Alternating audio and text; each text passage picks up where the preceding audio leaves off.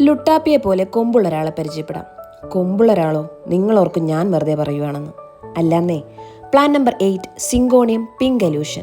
Syngonium podophyllum എന്ന സസ്യത്തിന്റെ ഒരു വെറൈറ്റിയാണിത്. പേര് പോലെ തന്നെ നല്ല പിങ്ക് നിറമാണ് ഇലകൾക്ക്.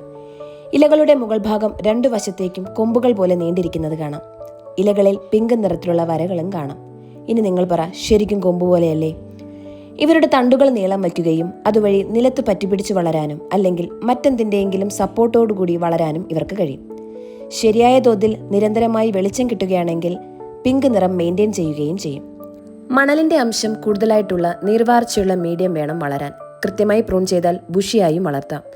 നന്നായി വളർന്നു വന്ന ഇലകളോടുകൂടിയ തണ്ടുകൾ കട്ട് ചെയ്തോ അല്ലെങ്കിൽ വള്ളികൾ പോലെ വളർന്നിറങ്ങുന്ന ഭാഗങ്ങൾ കട്ട് ചെയ്ത് നടുന്നത് വഴിയോ പുതിയ തൈകൾ ഉണ്ടാക്കാം. ശരിക്കും പറഞ്ഞാൽ നമ്മുടെ വീട്ടിലെ പൂന്തോട്ടങ്ങളെ കുറച്ചുകൂടി കളറാക്കാൻ ഇവർക്ക് സാധിക്കും.